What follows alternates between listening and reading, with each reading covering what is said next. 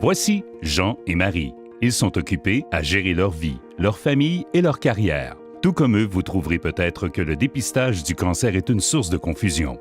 Bien que les deux soient sans symptômes, Jean pourrait se demander s'il devrait subir le dépistage pour le cancer de la prostate et Marie pourrait vouloir discuter avec son médecin du dépistage du cancer du sein.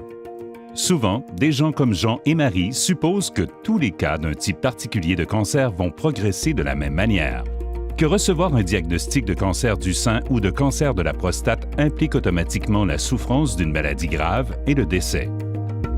De ce point de vue, le dépistage paraît toujours bénéfique, car elle va repérer les signes précoces et le traitement peut commencer immédiatement.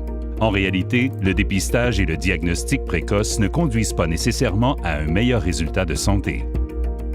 Supposons que deux personnes développent le même type de cancer et succombent à leur maladie en même temps. Un ayant reçu un diagnostic précoce grâce au dépistage, le deuxième diagnostiqué seulement qu'après avoir eu des symptômes. La première personne semble avoir vécu plus longtemps grâce au dépistage. Mais en fait, les deux personnes ont développé le cancer et sont décédées en même temps. La plupart des gens ne pensent pas aux risques potentiels associés au dépistage. Le surdiagnostic, la détection d'une maladie qui ne causera jamais de problème, les complications issues de tests supplémentaires comme la biopsie, ablation de tissus du corps à des fins d'examen et les complications issues de traitements qui pourraient être non nécessaires. Ainsi, Jean pourrait subir le dépistage du cancer de la prostate, recevoir un résultat positif et probablement subir des tests supplémentaires avec biopsie. Jean pourrait subir des complications de cette biopsie comme du sang dans son urine ou des saignements rectaux pour enfin découvrir qu'il n'a pas le cancer de la prostate. De même, Marie pourrait subir le dépistage du cancer du sein et pourrait être diagnostiquée avec une maladie suivant une biopsie. Parfois, le cancer qui est identifié par le dépistage est terminal et un traitement précoce pourrait améliorer les chances d'un effet positif sur la santé de Marie.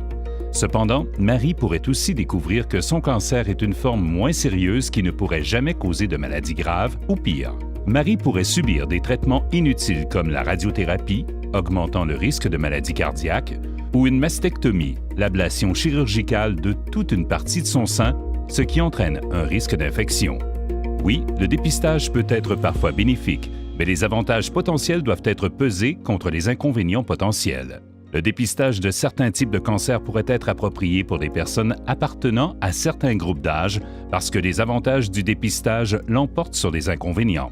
Toutefois, le dépistage pourrait ne pas être approprié pour d'autres groupes d'âge si les inconvénients surpassent les avantages. Ainsi, Jean et Marie doivent avoir une discussion franche avec leur médecin.